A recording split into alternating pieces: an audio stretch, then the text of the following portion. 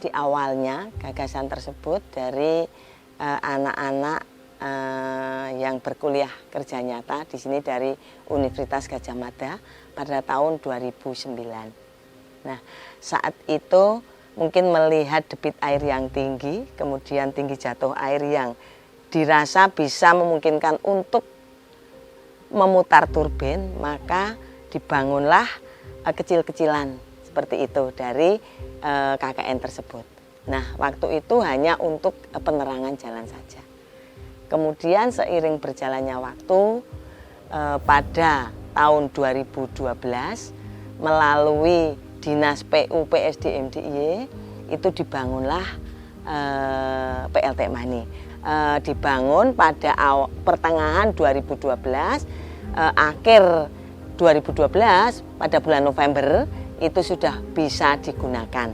Awalnya hanya sekitar 5 rumah saja dan untuk penerangan jalan. Dan juga itu dari 5 rumah itu ada yang sudah digunakan untuk kegiatan UMKM seperti itu. Nah, seiring berjalannya waktu kemudian nambah dari warga tersebut sehingga sampai tahun 2026 ini warga di Pedukuhan Kedungkrong sudah menggunakan semua kurang lebih sekitar 50-an kakak. Iya, untuk sampai saat ini digunakan untuk warga Pedukuhan Kedungkrong. Nah, kalau di sini sistemnya masih menggunakan MCB ya Mbak ya.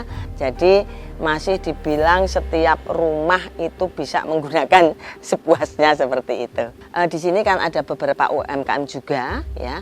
Ada UMKM perkayuan, kemudian bengkel dan juga ada laundry, ada juga salon.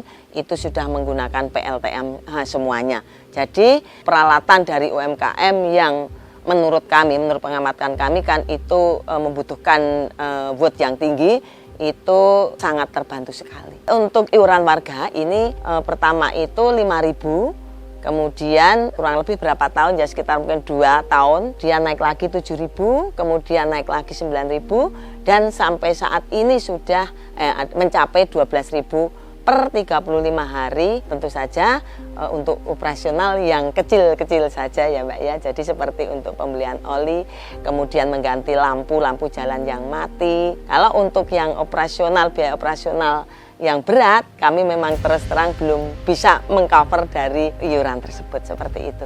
Kalau melihat dari yang sekarang itu kan 18.000 watt. Kalau untuk kegiatan UMKM dan perangan warga itu sudah cukup Mbak ya.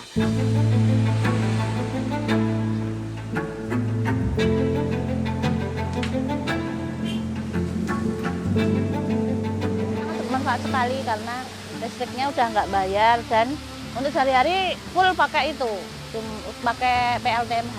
Oh, elektroniknya ada mesin cuci, utamanya mesin cuci ya. Laundrynya itu ada 3 mesin, itu sama ada Magicom, ada dispenser, ada AC juga, kipas angin juga ada. Mahal juga Mbak pakai listrik boros. Jadi sangat membantu lah itu adanya PLTMH ini sangat membantu dan yaitu bisa buka laundry. Bayarnya di tempat RT, per RT gitu.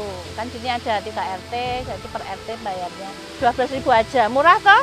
Itu untuk 1 bulan loh, untuk 35 hari.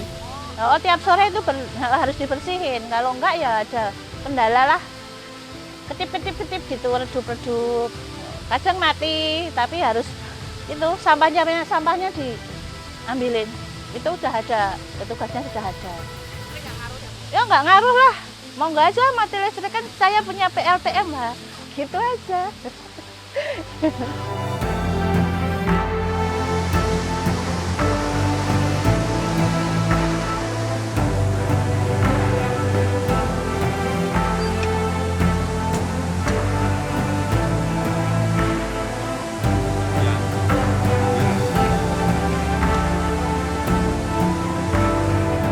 Awal adanya mikrohidro itu, pertama ada mikrohidro itu yang satu itu belum sempurna, dikarenakan panel-panel sambungan kabel itu yang dulu yang sebelah kanan ya itu belum ada sambungannya, jadi kita nggak punya skema atau diagramnya ini nyambung kemana itu nggak ada, jadinya kita minta tolong ke itu teknisi pabriknya CPI di Cianjuang, Bandung, dulu tanya-tanya ini disambung kemana ini.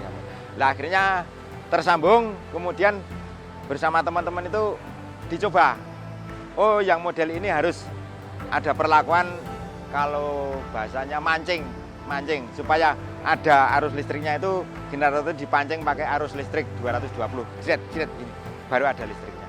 Kalau debit air dari saluran induk yang ada sekitar 6.000 meter kubik, ini kita meminjam sekitar 800 sampai 1.500 liter per detiknya.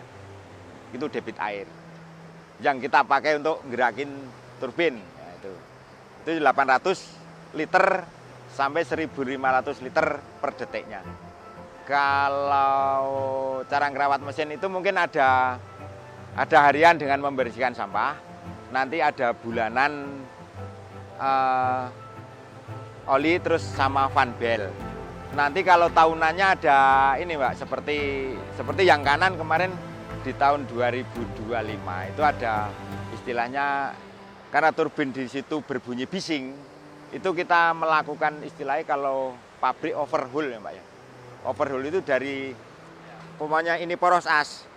Kan ada rumah sil, ada rumah bearing atas bawah. Nah, ini bearingnya udah mulai istilahnya apa ya Mbak ya? Kocak. Nah, gitu nggak presisi lagi. Nanti itu kan juga berpengaruh ke posisi silnya juga akan kena. Jadi nanti nggak oli yang seharusnya tertampung dia akan habis. Nah ini nanti kita harus kembalikan seperti semula karena bearing itu kan harus terendam oli. Nah, kemarin ini tahun 2025 melakukan seperti itu. Kemarau gini enak Mbak, jalankan mikrohidro itu enak. Tapi kalau musim penghujan itu ini kan nanti airnya naik bisa sampai 7.000 sampai 7.500. Kemudian banyak sekali sampah dari kampung-kampung ya, dari kampung-kampung kalau musim hujan kan hanyut ke Sungai Progo. Lah nanti Sungai Progo nyampe sini. Imbasnya ke kita Mbak yang rawat mikrohidro. Jadi kalau musim kemarau gini nanti kita bersihan jam 4 sore. Kalau musim penghujan bisa 4 kali, nanti biasanya jam 10 sampai jam 12 malam udah mati. Jam 4 sore dibersihin. Jam 10 sampai jam 12 udah mati. Nanti subuh mati lagi. Siang hari jam 12-an nanti mati lagi. Gitu kalau musim penghujan. Nah, kalau musim kemarau asal tidak ada ini, Pak, pemotongan rumput di pinggir saluran nanti ikut hanyut di sini itu masih.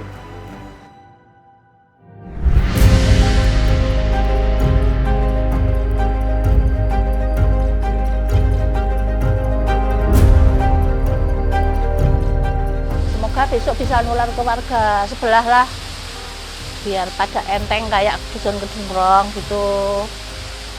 Itu kan ya ada toh warga sebelah yang juga membutuhkan itu, tapi kan mungkin belum nyampe. Bisa suatu saat mungkin yang nyampe. Harapannya PLTMH bisa berkelanjutan, ada terus seperti itu karena itu memang sangat menguntungkan bagi warga.